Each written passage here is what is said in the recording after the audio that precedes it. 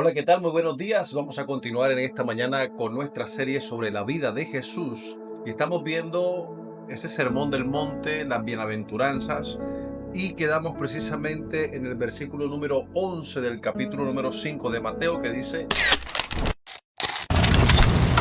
Bienaventurados sois cuando por mi causa os vituperen, os persigan y digan toda clase de mal contra vosotros, mintiendo. Fíjate, aquí la palabra habla específicamente, o el mismo Jesús nos dice que cuando hablen mal de nosotros, que cuando por causa de nuestro Señor Jesús nos vituperen, nos persigan y digan toda clase de mal, mintiendo, dice: gócense y alégrense, porque vuestro galardón es grande en los cielos, porque así persiguieron a los profetas que fueron antes de vosotros. Hay mucha gente que se va a levantar a hablar mal.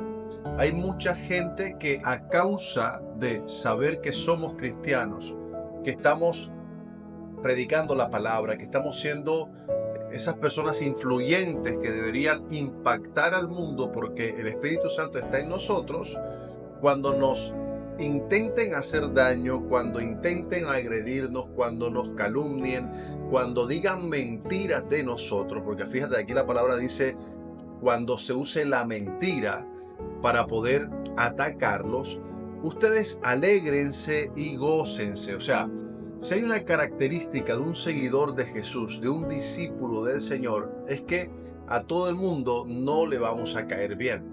Siempre va a haber como cierta oposición, y eso sucede en el lugar donde Dios te colocó, y puedes estar trabajando, en la universidad donde vas, en el lugar donde hoy el Señor permitió que tú estuvieras, aún en casa.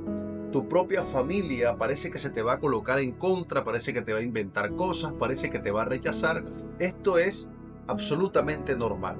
Y en vez de entristecernos como nosotros solemos hacer, tiene que haber en nosotros una alegría, porque vamos en el camino correcto. Como siempre he dicho yo, si no hay ataques, si no hay nadie en quien pueda hablar mal de ti, si no hay piedras que puedan lanzarte, seguramente es porque no eres una amenaza para el enemigo, no eres una amenaza para el mismísimo infierno. En cambio, cuando estamos cumpliendo la asignación que el Señor nos dejó en su palabra y que es para cada uno de nosotros, es inevitable que intenten atacarnos, que nos calumnien, que nos inventen cosas, siempre y cuando vean en nosotros que estamos siendo esos instrumentos de Dios para poder llevar bendición. ¿Qué es lo que nos recomienda la palabra de Dios? Que nos alegremos, que nos gocemos, porque nuestro galardón es grande en los cielos. Y hace una referencia clara, dice: así persiguieron a los profetas que fueron antes de vosotros. Es decir, la característica de un discípulo, la característica de un profeta, la característica de un instrumento de Dios es que normalmente el enemigo se ensaña contra él y lo vive atacando, lo vive persiguiendo. Y eso es algo que es característico de un hijo de Dios que está cumpliendo la asignación que Dios ya ha dado a su vida y a su corazón. Así que, repito, en vez de entristecernos a veces cuando estamos pasando por el desierto, cuando estamos pasando por pruebas, cuando nos enteramos de que hay oposición, que el enemigo utiliza personas para poder desprestigiarnos, para hablar mal de nosotros, para hacernos mal sin que nosotros hayamos hecho algo malo, sin que nosotros lo hayamos provocado, pues entonces debemos, en vez de entristecernos, alegrarnos porque vamos por el camino correcto. Hoy Dios te quiere entregar esa palabra para que la puedas atesorar en tu corazón.